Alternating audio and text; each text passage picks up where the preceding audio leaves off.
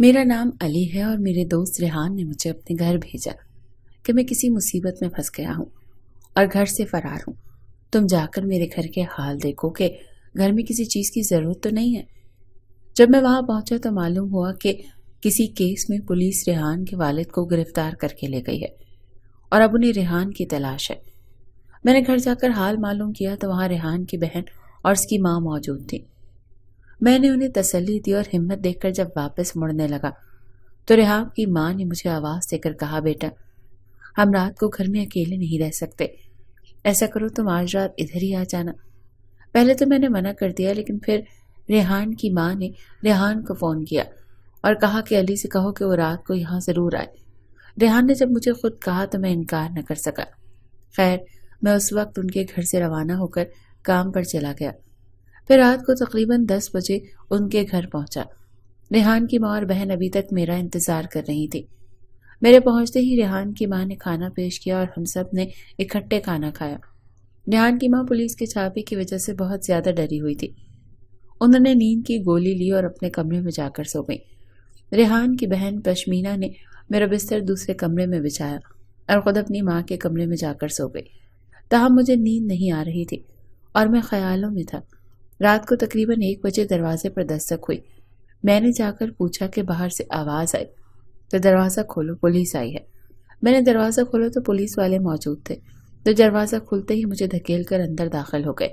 انہوں نے پورے گھر کی تلاشی لی اور اس دوران پشمینہ اور اس کی ماں بھی جاگ گئی۔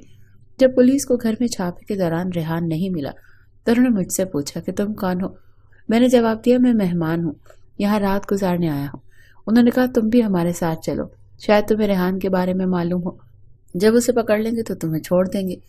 میں نے کہا آپ جائیں، میں اپنی گاڑی میں آتا ہوں۔ تھانے جاتے ہوئے میں نے راستے میں اپنے فوجی افسر دوست کو فون کیا اور انہیں پوری بات بتا دی۔ جب میرے فوجی دوست نے کچھ کرنے کا کہا تو فون بند ہو گیا۔ تھانے پہنچتے ہی انسپکٹر کھڑے تھے۔ گاڑی سے اترتے ہی انہوں نے کہا، آپ ہمیں پہلے ہی میجر صاحب کے بارے میں بتا دیتے تو ہم آپ کو تھانے آنے کی صلاح ہی نہ دیتے، آپ جا سکتے ہیں۔ مجھے فوراً اندازہ ہو گیا کہ میرے دوست نے فون کر کے بات کر لی تھی کہ مجھے چھوڑ دیا جائے۔ میں نے اپنے دوست کو فون کر کے اس کا شکریہ ادا کیا اور واپس ریحان کے گھر چلا گیا۔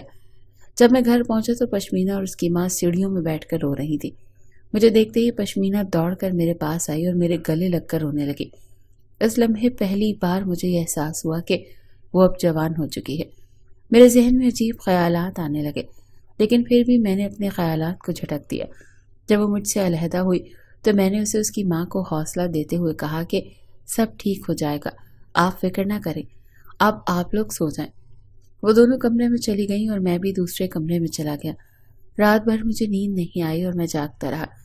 صبح ناشتہ کرنے کے بعد کام پر چلا گیا اور شام کو اپنے گھر جا کر کپڑے بدلنے کے بعد ٹی وی دیکھنے بیٹھ گیا۔ میرے ذہن میں یہ تھا کہ مجھے صرف 1 دن کے لیے ہی ریحان کے گھر رہنا ہے، اسی لیے اب میں پھر سے اپنے گھر واپس آ گیا۔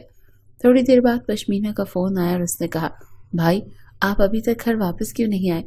میں نے حیران ہو کر پوچھا، کیا مجھے آج بھی آنا ہے؟ تو پشمینہ نے جواب دیا، صرف آج ہی نہیں بلکہ کئی دن آپ کو ہمارے یہاں رہنا ہوگا۔ خیر، میں نے گاڑی نکالی اور ان کے گھر چلا گیا۔ وہاں کھانا کھانے کے بعد ریحان کی ماں نیند کی گولی کھا کر سو گئی، جبکہ میں اور پشمینہ ٹی وی دیکھنے لگے۔ رات کی تقریباً 10 بجے دروازے کی گھنٹی بجی۔ میں نے جا کر دروازہ کھولا تو ریحان سامنے کھڑا تھا۔ میں نے اسے اندر آنے کا کہا۔ وہ چند منٹ رکا اور اس نے پشمینہ سے کہا وہ ماں کا خیال رکھے، اور پھر کچھ دیر بعد وہ واپس چلا گیا۔ اس کے جانے کے بعد میں نے پشمینہ سے کہا کہ مجھے نیند آ رہی ہے، میں سو رہا ہوں۔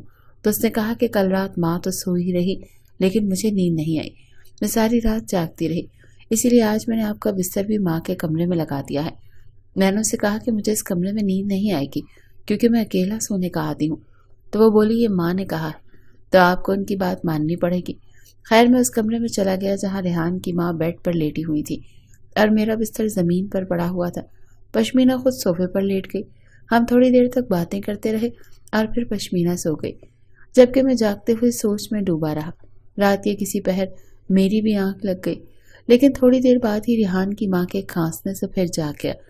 میں سوچتے سوچتے 3 بجے تک جاگتا رہا۔ جب پشمینہ انگڑائی لیتی ہوئی اٹھ گئی، اس نے مجھے جاگتے ہوئے دیکھا تو فوراً دوپٹے سے خود کو ڈھانپ لیا اور کہا، بھائی آپ ابھی تک جاگ رہے ہیں؟ میں نے جواب دیا، نیند نہیں آ رہی۔ وہ اٹھ کر باتھ روم چلی گئی اور جب واپس آئی تو کہنے لگی آپ ٹی وی لگا لیتے۔ میں نے کہا اس لیے نہیں لگایا کہ آپ لوگ ڈسٹرب نہ ہوں۔ وہ بولی آپ ٹی وی ہال میں جا کر ٹی وی لگا لو، اس میں بھلا ڈسٹرب ہونے والی کون سی بات ہے، چاہے تو کوئی مووی دیکھ لو۔ میں نے انکار کیا لیکن وہ کہنے لگی چلیں میں آپ کو ٹی وی لگا دیتی ہوں۔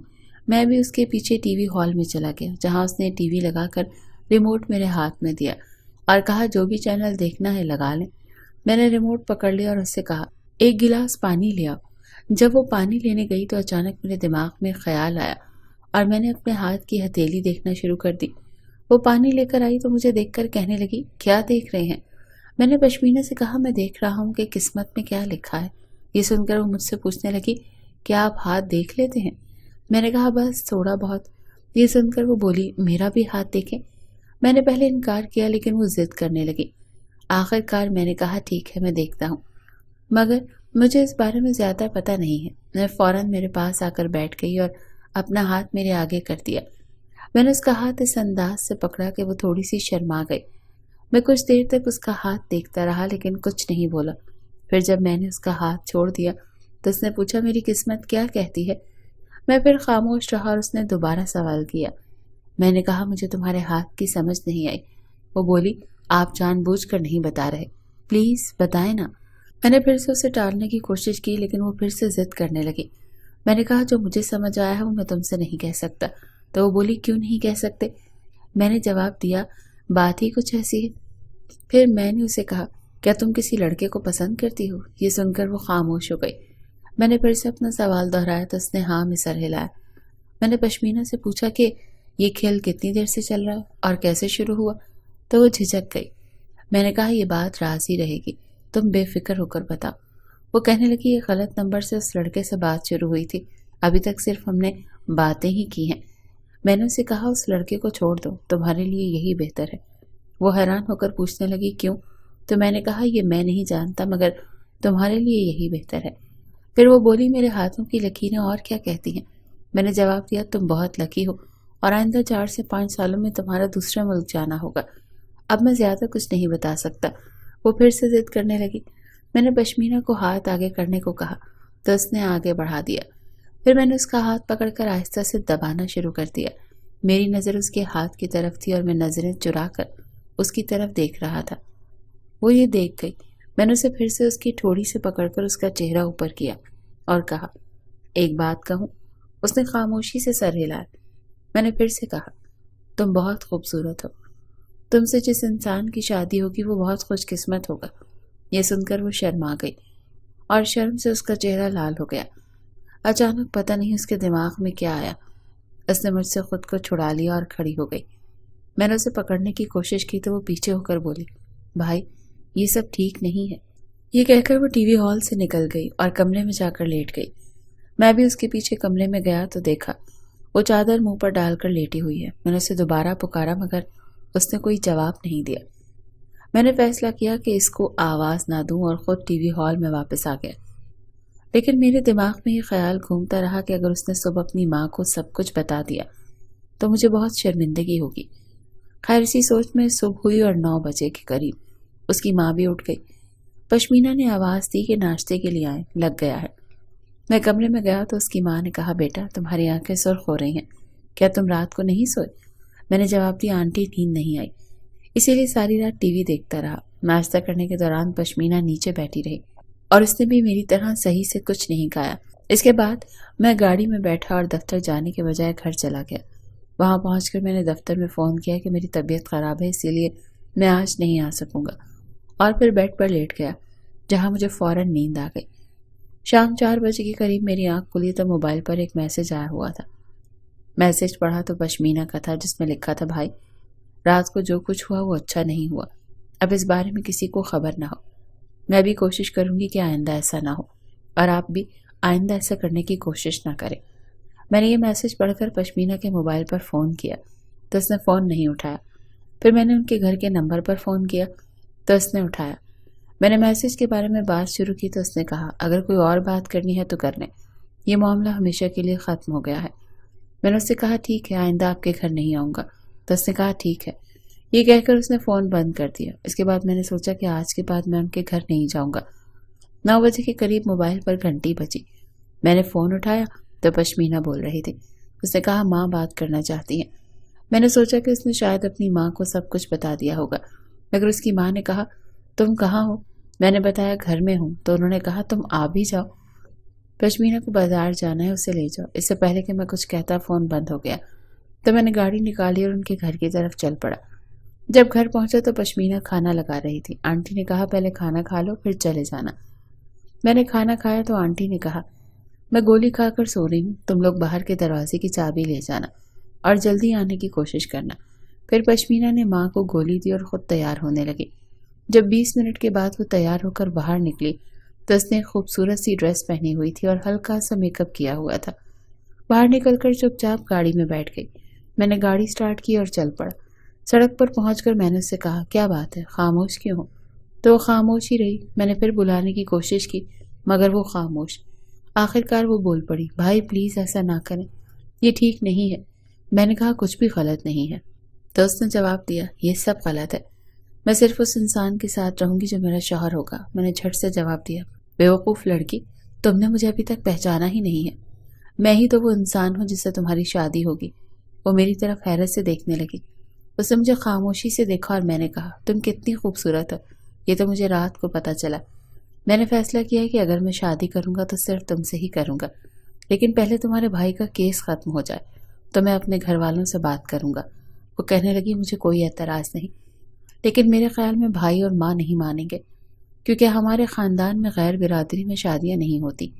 मैंने उसे तसल्ली दी और कहा मैं उन्हें भी मना लूँगा, पहले तुम अपना मूड ठीक करो। वो कहने लगी ठीक है, और फिर हमने कुछ और बातें की।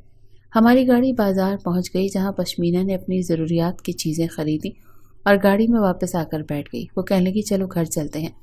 मैंने कहा हम पहले आइसक्रीम खा लेते हैं फिर चलेंगे। पहले तो वो ना मानी, लेकिन मेरे बार बार कहने पर मान गई। मैंने आइसक्रीम मंगवाने की तो वो कहने लगी भाई मेरे लिए मंगवाइएगा मैंगो फ्लेवर। मैंने कहा अब मैं सिर्फ तुम्हारा भाई नहीं रहा। तो वो हंसने लगी और कहने लगी घर वालों के सामने तो भाई ही कहूंगी जब तक तुम उनसे बात नहीं कर लेते। ये सुनकर मैं खामोश हो गया। जब हम आइसक्रीम खाकर घर पहुंचे तो उसने मेरा बिस्तर लगा दिया और मैं टीवी हॉल में जा बैठा। कुछ देर बाद वो आई और कहने लगी बिस्तर लगा लिए, जब सोना हो तो आ जाना। मैं भी थोड़ी देर बाद सो गया। सुबह 7 बजे मैं उठा तो उसकी माँ नाश्ता बना रही थी। मैंने पूछा आंटी पश्मीना कहाँ है? तो वो कहने लगी उसे बुखार हो गया है, इसीलिए मैं नाश्ता बना रही हूँ। मैंने नाश्ता किया और दफ्तर चला गया। शाम को जब दोबारा घर वापस आया तो वो अभी भी बेड पर लेटी हुई थी। मैंने उससे पूछा क्या बात है? तो कहने लगी सर में दर्द हो रहा है। अभी थोड़ी सी दर्द में कमी हुई मगर दर्द अभी भी बर्दाश्त नहीं हो रहा। मैंने उसे डॉक्टर के पास ले जाने का कहा तो वो इनकार करके अपनी माँ के कमरे में लेट गई। मैंने उसे कई बार कमरे से बाहर आने का कहा लेकिन वो नहीं आई। अगले रोज जब मैं दफ्तर से घर आया तो पश्मीना के भाई का केस खत्म कर दिया गया था और कहा गया था कि वो रेहान को 5 घंटे में पेश कर दें, वरना वो उन्हें फिर से पकड़ कर ले आएंगे। मेरे घर जाने पर दोनों बाप बेटा घर पर मौजूद थे, मगर रेहान के बाप ने कहा कि वो रेहान को किसी भी सूरत पेश नहीं करेंगे और वो खुद भी कुछ दिन तक घर में नहीं रहेंगे। उन्होंने घर रहने पर मेरा शुक्रिया अदा किया और कुछ देर बाद खाना खाकर घर से बाहर चले गए। 2 दिन बाद पुलिस ने रेहान को गिरफ्तार कर लिया। अब रेहान की रिहाई के लिए कोशिश कर रहे थे। मैं सोच रहा था ये लोग इस मुसीबत से निकल आएं तो मैं उनसे पश्मीना के रिश्ते की बात करूंगा, लेकिन इस दौरान एक बड़े बिजनेसमैन की कोशिशों से सुलह की कोशिशें कामयाब हो गई। सुलह के लिए 2 लाख और अपने एक 40 साल के शख्स के लिए पश्मीना का रिश्ता मांग लिया। रेहान ने उसके बेगुनाह होने के बावजूद ये दोनों शर्तें मान ली क्योंकि तमाम सबूत रेहान के खिलाफ जा रहे थे। चंद दिनों के अंदर ही पश्मीना की शादी हो गई। पश्मीना भी अपने भाई की रिहाई की खातिर दिल में पहाड़ जितने गम उठाए खामोश हो गई। मैंने 1-2 बार उससे मोबाइल फ़ोन पर बात करने की कोशिश की मगर उसने फ़ोन ही नहीं उठाया। जब मैं उसके घर जाकर उससे बात करने की कोशिश करता तो उसके वालिदैन और भाई घर में होते, जिसकी वजह से पश्मीना से बात करने का मौका ही नहीं मिलता। जिस दिन उसकी शादी हुई उस दिन उसने सिर्फ मुझे एक मैसेज किया था जिसमें सिर्फ सॉरी लिखा था। मैंने फ़ौरन फ़ोन किया मगर उसका फ़ोन नहीं लगा। इसके बाद उससे कोई मुलाकात ना हुई और मेरी उससे शादी का ख्वाब अधूरा रह गया। लेकिन फिर खुदा की करनी ये हुई कि 3 महीने बाद अचानक एक दिन पश्मीना ने मुझे फ़ोन किया जिसमें वो रो रही थी और कह रही थी कि ये मेरी शादी समझौते के तहत हुई है और मेरा शौहर भी شکل و صورت سے بالکل بدصورت اور بوڑھا بھی ہے. میرے اس گھر میں دم گھٹتا ہے. پلیز تم کچھ کرو. میں یہاں نہیں رہ سکتی. میں مر جاؤں گی. میں نے اسے کہا اب کیا ہو سکتا ہے؟ تو وہ مجھ سے منتیں کرنے لگی. تم اس مشکل کو حل کر سکتے ہو. میں نے کہا ابھی نئی نئی صلح ہوئی ہے. اگر اب کچھ کیا تو زیادہ مسئلہ بنے گا. تم 1-2 مہینے اور صبر کرو. پھر کسی طریقے سے بھاگ کر تم گھر سے باہر تک آنا. میں تمہیں کار میں بٹھا کر تمہارے گھر چھوڑاؤں گا اور پھر تم طلاق نامہ اسے بھیج دینا. میں اب بھی تم سے شادی کرنے کے لیے تیار ہوں. مجھے کوئی مسئلہ نہیں ہے. بلکہ تمہیں حاصل کرنا تو میری خوش قسمتی ہوگی، کیونکہ پہلی محبت کو بھلانا آسان نہیں ہوتا. خیر پھر جب 2 مہینے گزرے تو پشمینہ نے مجھے کال کی اور کہا اتنے بجے تم میرے گھر کے دروازے کے باہر آ جانا. باہر آتے ہی تم مجھے بٹھا کر گھر لے جانا. پھر ہم نے ایسا ہی کیا. جب ہم اس کے گھر میں گئے تو پشمینہ کے گھر والے بھی پریشان تھے کہ اب کیا ہوگا، لیکن انہیں خوشی بھی تھی کیونکہ ان کی بیٹی جسے انہوں نے زبردستی اپنے بیٹے کی رہائی کی خاطر اس بدصورت کے ساتھ دیا تھا پھر اس سے ان کے پاس آ گئی تھی. خیر پھر پشمینہ کے سسرال والوں نے کچھ عرصے تو ہنگامہ کیا اور کیس وغیرہ بھی کروائے، لیکن کچھ نہ کر سکے کیونکہ یہ شادی صرف ایک سمجھوتے کے تحت کی گئی تھی اور اس میں قانون بھی کچھ نہیں کر سکتا تھا. اور پھر وہ اپنی مرضی سے ہی گھر آئی تھی. پھر پشمینہ نے مجھ سے شادی کر لی. اسے پا کر تو میری دنیا جیسے جنت بن گئی. اب ہم دونوں خوشی خوشی اپنی زندگی گزار رہے ہیں.